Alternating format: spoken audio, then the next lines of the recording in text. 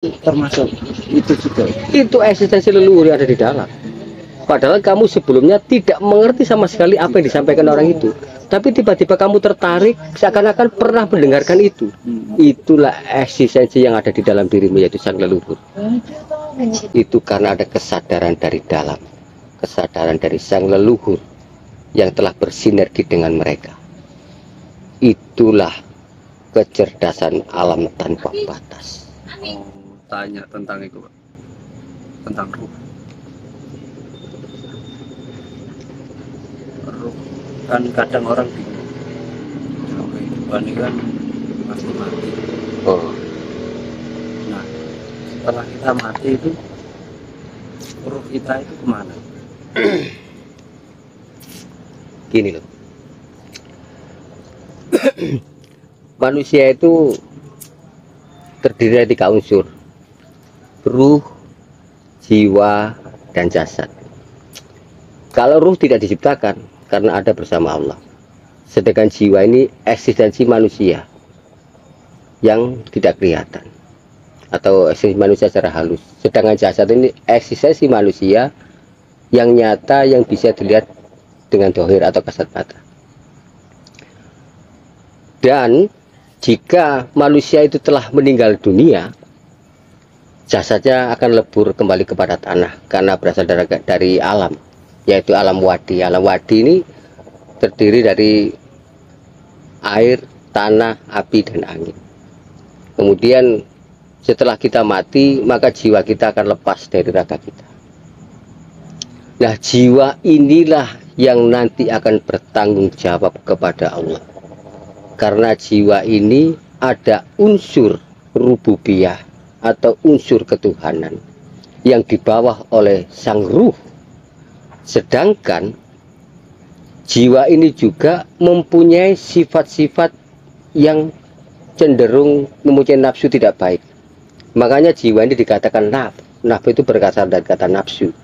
Bisa jadi nafsu baik, bisa jadi nafsu buruk. Inilah suatu pilihan-pilihan yang harus kita pilih. Karena apa? Di dalam nafsu baik dan buruk ini, sesungguhnya di dalam jiwa itu sendiri ada sifat rububiyah yang dibawa oleh sang ruh. Karena apa? Allah mengatakan, kutiupkan sebagian ruhku kepadamu, maka kuberikan kau pendengaran, penglihatan hati. Itu mungkin sebagai akal pikir kita. Tapi hanya sedikit mereka yang bersyukur. Artinya apa?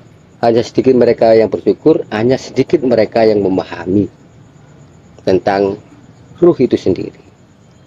Mungkin saya juga tidak berani menjabarkan terlalu banyak. Hanya saya sampaikan bahwa ruh yang ditiupkan Allah kepada diri kita ini membawa sifat-sifat ketuhanan yang kita sebut dengan sifat rububiyah.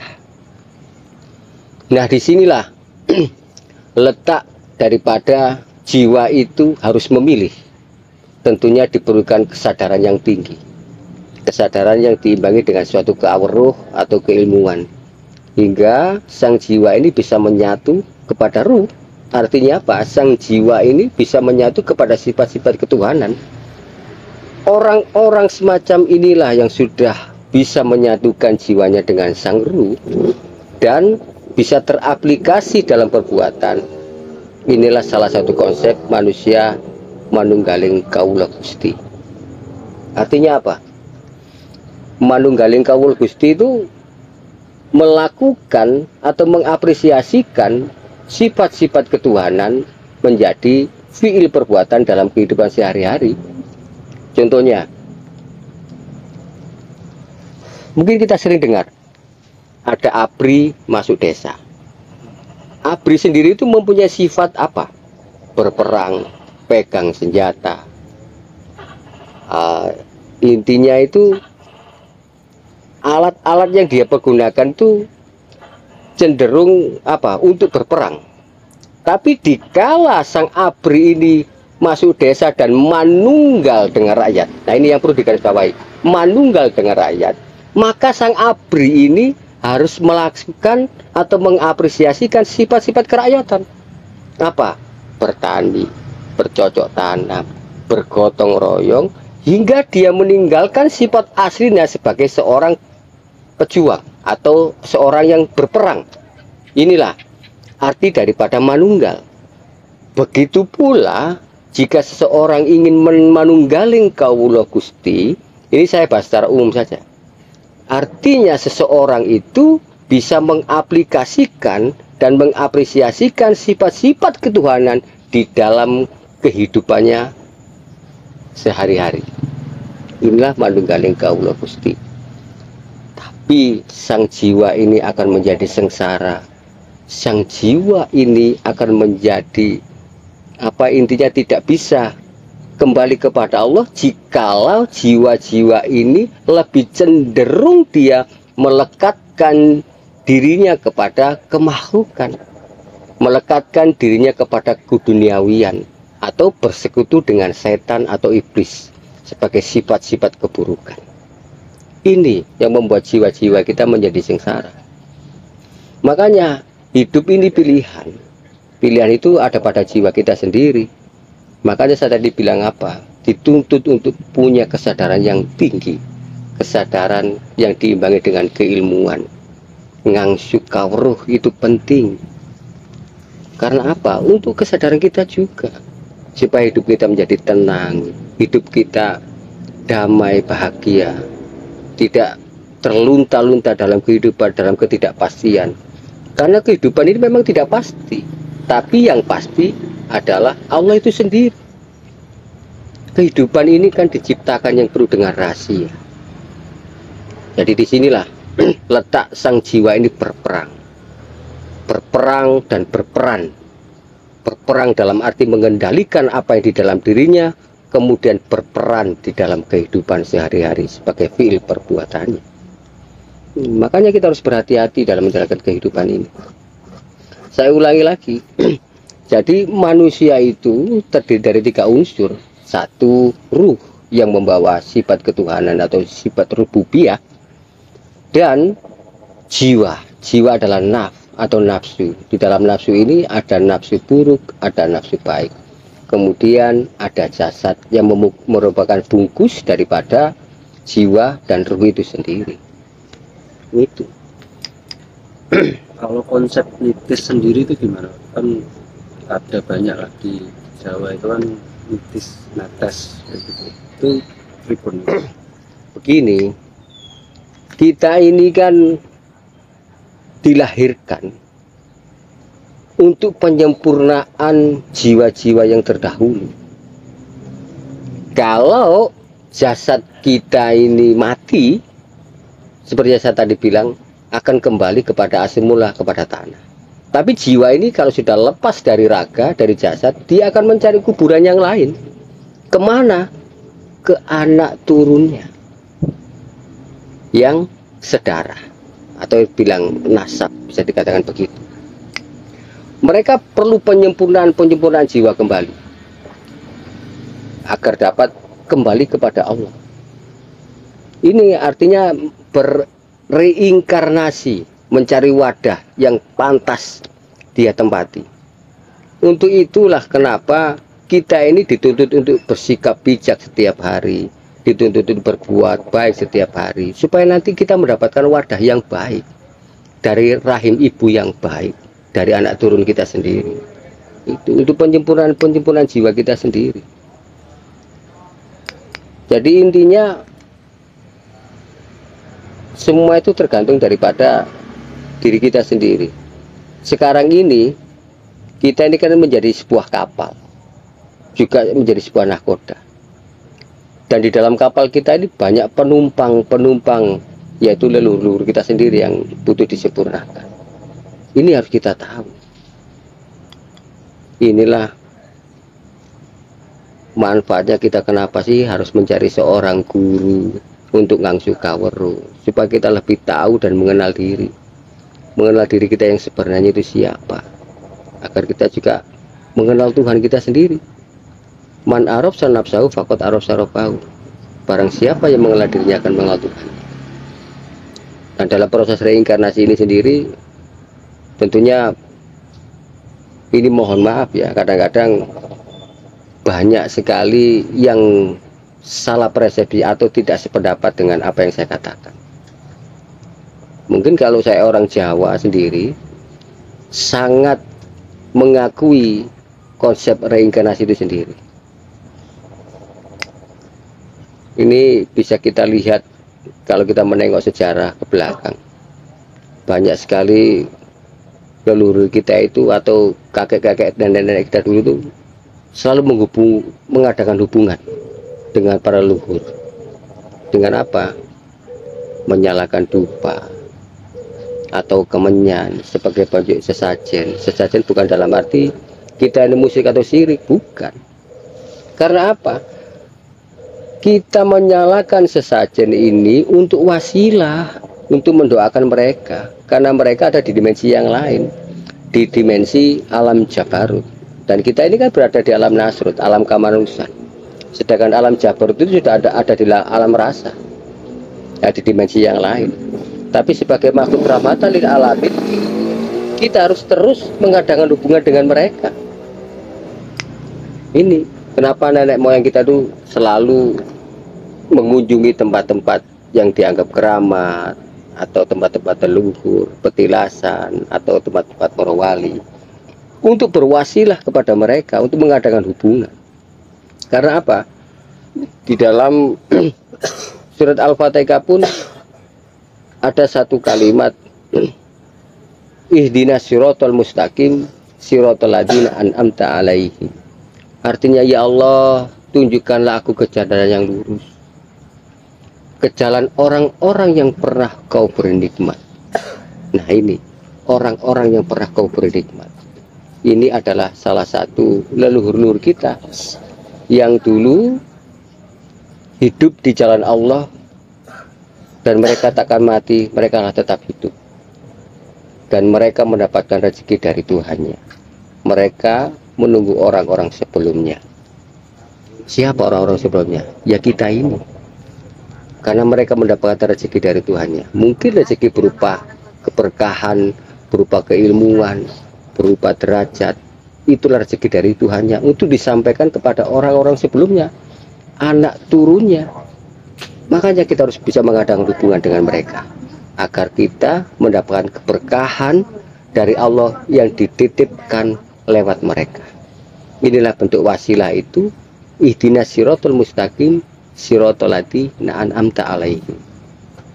Jadi untuk sampai kepada Allah, Allah sendiri pun mempunyai sinatullah, mempunyai mekanisme-mekanisme untuk sampai kepada manusia.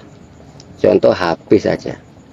HP itu untuk dicas kembali harus melalui alat, yaitu cas-casan.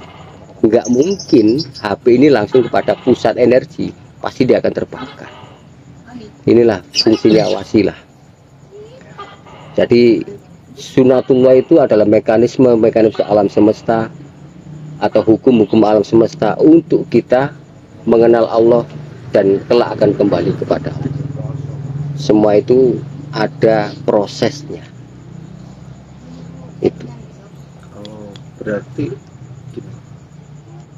apakah semua orang itu setelah meninggal itu kan pasti nyari wadah? Apakah semua itu nitis? Apa langsung kembali? Makanya itu tergantung daripada perbuatan kita hari ini, tergantung perbuatan kita selama menjalani kehidupan. Mungkin bagi jiwa-jiwa yang baik, Allah akan memilihkan daripada rahim ibu yang baik. Tapi jika perbuatan kita lebih banyak dalam keburukan, mungkin wadahnya mungkin akan berbeda. Ini yang perlu kita waspadai. Berkoneksi kepada leluhur untuk itu gimana cara-caranya? Ya, salah satunya tadi dengan apa? Kita membakar dupa, berwasilah dengan mereka. Ini kalau kita di alam logika begini seperti hanya kita telepon kepada mereka. Jadi maonanya atau alatnya lewat HP atau lewat telepon yang lain. Tapi karena mereka hidup di dimensi yang lain, hidup di dimensi energi, maka maonah atau alat yang kita pakai juga harus berbentuk energi. Apa itu? berupa dupa, asapnya atau aromanya, ini yang berbentuk energi, hingga alat ini sampailah kepada mereka. Kemudian alat inilah untuk kita mendoakan mereka. Karena apa? Jikalau kita mendoakan mereka, mereka akan memberikan keberkahan yang dititipkan Allah kepadanya. Sesuai tadi kalimatnya, mereka yang hidup di jalan Allah, mereka tidaklah mati melainkan hidup. Mereka mendapatkan rezeki dari Tuhannya, dan mereka menunggu orang-orang seperti itu. Itu kita harus mengadakan koneksi. Agar apa? Kita bisa tercerahkan dari dalam. Apabila salah satu leluhur kita dulu punya kawruh untuk mengenal Allah. Makanya jangan heran jika ada seseorang yang minim dalam kawruh, tiba-tiba dia mampu menjelaskan tentang kawruh. Itu karena ada kesadaran dari dalam, kesadaran dari sang leluhur yang telah bersinergi dengan mereka. Itulah kecerdasan alam tanpa batas. Karena alam ini terdiri dari berbagai dimensi, menyimpan kecerdasan-kecerdasan tanpa batas. Salah satunya adalah lewat para leluhur-leluhur kita. Kalau mungkin para wali atau para nabi langsung lewat malaikat-malaikat. Tidak menutup kemungkinan pun kita juga begitu. Makanya di ajaran Jawa itu kenapa kita dianjurkan untuk sering melek bengi, tirakat melek bengi, tirakat poso, untuk mensinergikan kita. Bukakan dalam ayat itu juga menjelaskan, barang siapa yang selalu terjaga, maka mereka akan dikenal oleh penduduk langit. Artinya barang siapa yang terus terjaga di tengah malam dan mengingat Allah, akan dikenal penduduk langit. Siapa penduduk langit itu? Bisa malaikat, bisa para wali, bisa para leluhur, karena mereka ada dimensi yang lain. Maka kecerdasan keilmuan itu akan tercurahkan, akan tersalurkan kepada kita. Karena apa? Karena kita telah melakukan tirakat-tirakat itu, sering melek bengi, sering poso. Makanya siapa yang sering terjaga di malam hari dan mengingat Allah, maka mereka akan dikenal oleh penduduk langit. Itulah kecerdasan semesta tanpa batas. Sudah menjadi kewajiban kita semuanya untuk selalu bersinergi dengan alam semesta. Itulah kekuatan-kekuatan yang juga tanpa batas. Insya Allah, jika kita terus istiqomah, bersabar, akan tercerahkan dengan sendirinya. Allah akan memberikan tahu kepada manusia terhadap apa yang mereka belum tahu. Itu. Kalau kecerdasan spiritual kayak ilmu leluhur itu bisa diminta atau tiba-tiba muncul atau gimana? Maksudnya terkadang kita bisa sendiri. Diminta juga bisa, tapi dengan ritual-ritual tertentu, dan saya tidak bisa jelaskan di sini. Ataupun dengan sendirinya. Dengan sendirinya kenapa begitu? Karena mungkin wadah kita pantas untuk mereka, sebagai penyempurnaan jiwa-jiwa mereka juga. Inilah kadang-kadang kita juga sendiri terheran-heran ya, jikalau ada seseorang guru yang menjelaskan suatu keilmuan atau kawruh, tiba-tiba ada sesuatu yang menarik kita di situ. Kayaknya aku pernah mendengar deh, karena kayaknya aku pernah melihat hal ini deh.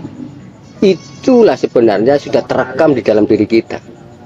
Kalimat terekam itu artinya keilmuan yang disampaikan seseorang itu, atau seorang guru atau seorang mursyid itu sudah ada di dalam, yang dibawa oleh para leluhur kita.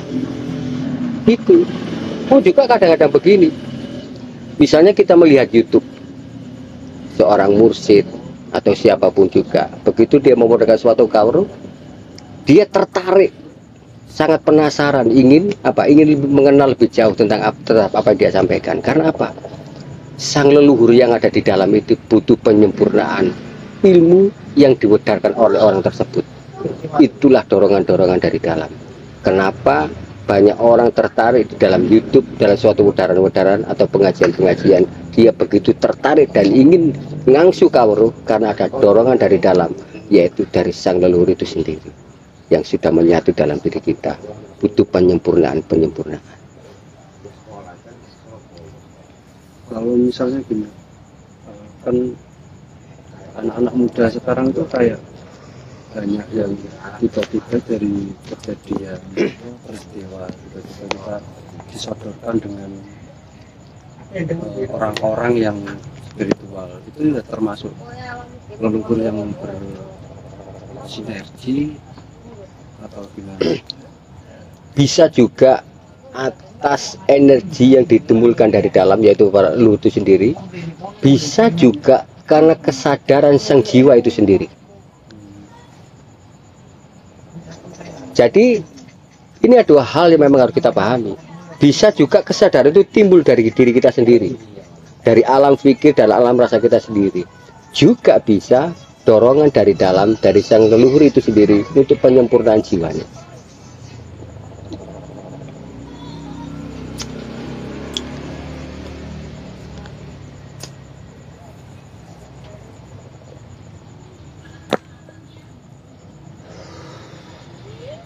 Kan ada yang mungkin pernah terjadi di kehidupannya, kok tiba-tiba aku dibawa ke sini, terus tiba-tiba kok kayak alam ini merespon untuk belajar tentang spiritual atau tentang apa sih sing kurang nih jeruku, koyok ada yang kurang, Ada yang hilang.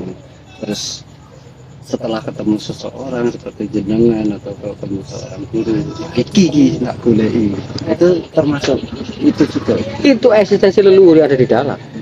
Padahal kamu sebelumnya tidak mengerti sama sekali apa yang disampaikan orang itu, tapi tiba-tiba kamu tertarik seakan-akan pernah mendengarkan itu. Itulah eksistensi yang ada di dalam dirimu, yaitu sang leluhur. Diri kita adalah kuburan rasa daripada sang leluhur kita. Itu rasa penasaran itulah dari dorongan sang leluhur. Aku kok tertarik yo, aku kok cocok yo. Nah itu karena keilmuan yang disampaikan oleh orang tersebut bersinergi atau sama dengan keilmuan dulu yang pernah diugemi oleh para leluhur kita. Kebetulan kita sebagai wadahnya, hingga kita terpanggil, kita terdorong untuk datang kepada orang tersebut. Untuk menyamakan persepsi juga bisa, untuk penyempurnaan jiwanya juga bisa.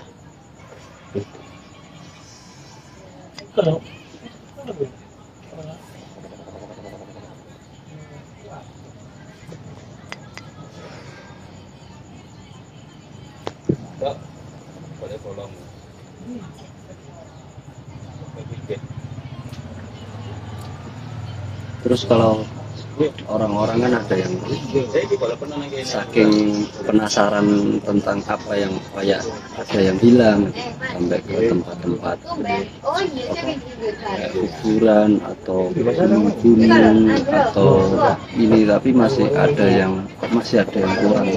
Itu arahannya enaknya tuh gimana?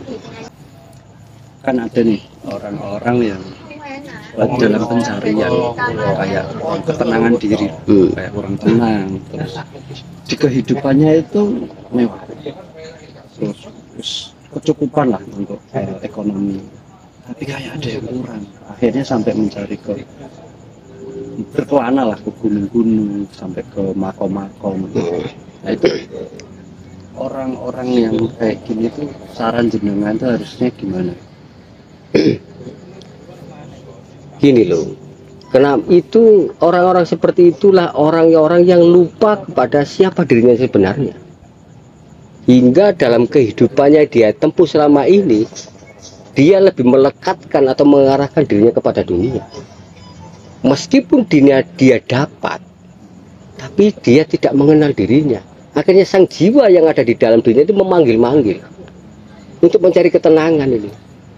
Ibarat kalau bisa ngomong dibahasakan, dudu iku sing tak karepno, dudu iku. Bukan itu yang aku harapkan.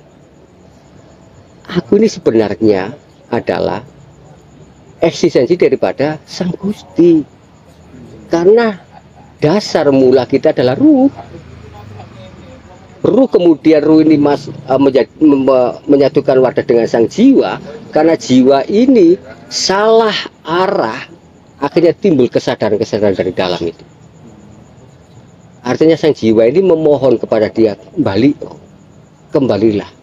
Bukan itu yang kamu tuju, tapi yang kamu tuju adalah dirimu sendiri, yang merupakan eksistensi rahasia daripada sang ilahi, rahasia dari sang Gusti. Sangkan paraning dumadi. Kita harus kembali kepada asal mula kita, karena kita tercipta daripada jiwa yang ditunjang Allah, disupport oleh sang ruh. Ruh itu daripada ditiupkan daripada Allah itu sendiri. Itulah asal mula manusia. Jadi ada timbul kekangenan, ada rasa kehilangan di dalam dirinya, rindu yang mendalam. iya, karena dia salah arah. Salah arah. Ibarat orang main itu terlalu jauh. Misalnya seorang anak ini keluar dari rumah, dia main terlalu jauh, hingga yang ada di rumah ini memanggil-manggil dia, pulang, pulang, kamu terlalu jauh bermain. Karena kamu harus kembali kepada rumahmu, jangan sampai kau tersesat. Itulah panggilan jiwa yang ada pada diri. Hingga seseorang itu meskipun berlimpah materi, meskipun jabatan dia dapat, atau keduniawan dia apa yang dia dapatkan, tapi hatinya tetap gelisah, merasa kosong. Karena apa? Dia melupakan rumahnya sendiri, dia lupa kepada dirinya sendiri. Hingga sang jiwa yang murni ini memanggil-manggil dirinya, pulanglah, pulanglah. Dalam kalimat pulanglah inilah dia gelisah, terasa ada yang hilang, terasa ada yang kosong. Maka saya sarankan kepada mereka atau teman-teman saudara yang mengalami kegelisahan tanpa sebab, tiba-tiba ketakutan, kekhawatiran tanpa sebab, itulah panggilan-panggilan jiwa untuk kamu kembali kepada Allah, kembali kepada dirimu, untuk mengenal Tuhanmu, sadar Allah. Begitu. Sering kali timbul kosong, apa sih tak boleh, apa yang aku cari, sampai benar-benar bingung. Ya itu tadi kan, gelisah, nggak tenang tuh. Walaupun harta melimpah, terus ekonomi kecukupan, anak istri juga ada, tapi kayak kosong gitu. Jadi akhirnya kan dalam pencarian, nah kekosongan itu kan banyak yang mungkin akhirnya bingung. Akhirnya kan ke tempat-tempat spiritual, karena nggak ada guru, nggak ada yang betul mendampingi. Dan saran saya begini, lebih baik carilah seorang guru, carilah seorang mursyid yang bisa mewakili atau mengisi kekosongan jiwa. Jangan terlebih dulu ke tempat-tempat keramat. Takutnya apa? Nanti salah arah juga. Maka saran saya, datanglah kepada orang-orang yang soleh atau orang-orang yang berilmu. Apakah seorang kiai, seorang ustadz, atau seorang mursyid. Itu jalan yang terbaik, agar mereka bisa mengarahkan dirimu untuk ke tempat keramat, ke tempat-tempat para wali. Itu memang penting, tapi harus ada yang bisa mengarahkan. Itu Terkadang gini, banyak orang itu nyoba mencari guru spiritual. Nah, cuman kan enggak, ya walaupun semua guru itu baik, ada yang cocok, ada yang enggak. Nah akhirnya kan dia harus menggunakan rasa dia gitu. Nah itu gimana? Apakah harus tafakkur dulu, berdiam diri untuk arah tujuannya harus kemana? Gini loh, kalau kita sekolah dulu kan ada pelajaran biologi, matematika, pendidikan moral dan lain sebagainya. Tak mungkin salah satu murid itu menguasai semuanya, pasti menguasai salah satunya. Itulah rasa itu. Jika rasamu itu cocok dengan pelajaran biologi, maka carilah guru yang mengajarkan biologi. Jika rasamu itu mantap sama pelajaran matematika, maka carilah guru matematika. Caranya bagaimana? Sekarang ini mudah, apalagi sekarang dengan teknologi yang sangat canggih. Di YouTube itu banyak sekali sekarang bermunculan ilmu-ilmu kaweruk. Di situ kamu bisa mencari yang mana yang sekiranya cocok dengan rasamu, yang cocok dengan dirimu. Kamu tinggal pilih. Jangan memaksakan diri.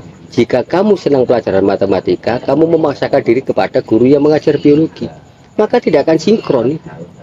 Tidak akan sinkron.